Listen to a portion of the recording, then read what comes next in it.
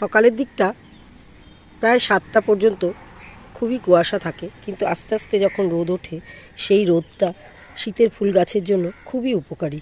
Hello friends, welcome to Madhu's dream garden. ছোট অবস্থা থেকে একটু একটু করে পেটুনিয়া বেড়ে ওঠার স্টেপ বাই স্টেপ ভিডিও আমি আপনাদের সঙ্গে শেয়ার করছি অনেক দিন ধরেই। আজকে তার একটা শেষ ভিডিও, তো দেখে নিন আমি লাস্ট যে পিটুনিয়াতে কি ফার্টিলাইজার প্রয়োগ করছি সেইটা। তো বন্ধুরা, একটু স্কিপ না করে সঙ্গে থাকবেন। আজকে আমি আপনাদের সঙ্গে শেয়ার করছি পিটুনিয়া গাছের এই অবস্থায় আমি কি সার প্রয়োগ করছি আর কি পরিচর্যা করছি এই গাছগুলোর। ডে 1 থেকে আপনারা আমার সঙ্গে আছেন, কিভাবে ছোট্ট ছোট্ট 2 ইঞ্চি পট থেকে আমি এই চারাগুলো একটু একটু করে বড় করে পুরো গামলাটাকে ভরাট করে ফেলেছি, এবং এই দীর্ঘ পিরিয়ডস ধরে কি ধরনের সার প্রয়োগ করেছি সব কিছুই আপনাদের সঙ্গে শেয়ার করেছি। আজকেও একটা বিশেষ সার আমি আমার এই গাছগুলোতে প্রয়োগ করব। কি সেই সার, চলুন সেটা একটু শেয়ার করে নেওয়া যাক। নভেম্বর মাসের 20-22 তারিখ নাগাদ আমি এই হ্যাঙ্গিং পিটুনিয়াগুলো প্রতিস্থাপন করে আপনাদের সঙ্গে শেয়ার করেছিলাম। আর এই দীর্ঘ 1 মাস ধরে কিভাবে একটু একটু করে খোল জল, ডিএপি, ঘুটে ভেজানো জল এইসব দিয়ে একটু একটু করে এত বড় করেছি যে বাস্কেটে আর ধরে রাখা যাচ্ছে না। এরপরে আজকে এমন একটা সার প্রয়োগ করব যাতে আপনারা ফুল গুনে শেষ করতে পারবেন না। সেটা আর কিছু নয়, আপনাদের খুবই চেনা পরিচিত এই মিশ্র খাবার, যা আপনারা মধুস ড্রিম গার্ডেনে ডে 1 থেকে দেখে আসছেন। অনেক ভিডিও আমি এর উপরে ছেড়েছি যে এই খাবারটা আমি কিভাবে প্রস্তুত করেছি।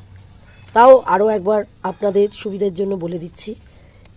এই মিশ্র খাবারে আছে অনেকগুলো আইটেম, প্রতিটা আইটেম সম পরিমাণে, যেমন মনে করুন শিংকুচি, হাড় গুঁড়ো, বাদাম খোল, চামড়া সার, নিম খোল, বেনানা পিল ফার্টিলাইজার মানে কলার খোসা শুকিয়ে গুঁড়ো করা, এবং তার সঙ্গে 5 গুণ ভার্মিকম্পোস্ট বা গোবর সার।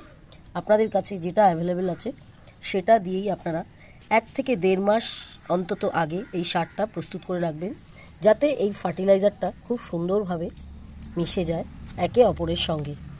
এগুলো মেশানোর সময় একটু জল ছিটিয়ে মাঝে মাঝেই এগুলোকে একটু নেড়েচেড়ে দিতে হবে, তাহলে এই সারটা খুব সুন্দরভাবে তৈরি হয়ে যাবে গাছে দেওয়ার মতন করে। আমি এই ফার্টিলাইজারটা এখন প্রত্যেক মাসে একবার করে গাছগুলোতে প্রয়োগ করব। কিভাবে প্রয়োগ করব একটু আপনাদের সঙ্গে শেয়ার করি। দেখুন, চারিদিক থেকে আমি একটু একটু করে এই মিডিয়াটাকে একটু তুলে নিচ্ছি। মিডিয়াটা তো কি জানেন, হ্যাঙ্গিং করার জন্য আমি খুব হালকা মিডিয়া এটাতে দিয়েছিলাম। কোকোপিটের পরিমাণটাই সব থেকে বেশি আছে, তারপরে আছে ভার্মিকম্পোস্ট আর সামান্য একটু মাটি। এবারে আমি এই ফার্টিলাইজারটার এই চামচটার মাপে 2 থেকে 2.5 চামচ পার পটে দিয়ে দেব, সাইড দিয়ে দিয়ে, যাতে পাতার গায়ে না পড়ে। প্রতিটি গামলার সাইড দিয়ে দিয়ে ঘুরিয়ে ঘুরিয়ে আমি এই সারটাকে প্রয়োগ করে দিচ্ছি ঠিক এইভাবে। তারপরে খুব সুন্দর করে আবার মিডিয়াটা ওই সারের ওপর দিয়ে এইভাবে চাপা দিয়ে দিচ্ছি। সেমভাবে আরও একটা প্লান্টারে দিয়ে নেব। যখন আপনারা সারটা প্রয়োগ করবেন, 1 খাত দিয়ে এইভাবে গাছটাকে তুলে ধরবেন, তাহলে কি হবে, এই পাতাগুলোর মধ্যে সার প্রয়োগ হবে না, এবং এই সাইড দিয়ে দিয়ে আপনারা অনায়াসে দিয়ে দিতে পারবেন। কারণ এইগুলো জৈব সার পাতায় লেগে গেলে, এবং যেহেতু মিশ্র সার, এর কিন্তু রাগটা অনেক বেশি থাকে, মানে সারটা প্রচণ্ড পরিমাণে স্ট্রং একটা সার, যেহেতু এতগুলো জৈব সারের মিশ্রণের মধ্যে রয়েছে। সাধারণ যে পাতলা লিকুইড ফার্টিলাইজার তার থেকে অনেকটাই বেশি থাকে। সেই জন্য সবসময় একটু পাতাটাকে তুলে ধরে নিয়ে সারটা প্রয়োগ করে আবার এর ওপর দিয়ে সয়েল মিডিয়াটা চাপা দিয়ে দিতে হবে। এইভাবে আমি একে একে সমস্ত পটগুলোতে সারটা প্রয়োগ করে আবার আপনাদের সঙ্গে কথা বলছি। একে একে সবকটা গাছে আমার সার দেওয়া কমপ্লিট হয়ে গেছে, এবং আমি অল্প অল্প করে জলও দিয়ে দিয়েছি, যার যেরকম দরকার। মাটি যার একটু বেশি ভেজা আছে তাকে একটু কম জল দিয়েছি, যার মাটিটা একদম শুকিয়ে গেছিলো তাকে বেশি করেই জল দিয়ে দিয়েছি। এবারে একটা ছোট্ট কাজ করে ফেলতে হবে বেশি বেশি ফুল এই পিটুনিয়া গাছগুলোর থেকে পাওয়ার জন্য। সেটা হচ্ছে গাছগুলোর ডেড হেডিং। ডেড হেডিং কাকে বলে দেখুন, এই যে স্পেন্ট হয়ে যাওয়া ফুলটা, এইটা কিন্তু গাছে রাখা চলবে না এবং এর এই বৃন্ত সমেত একে কেটে বাদ দিয়ে দিতে হবে।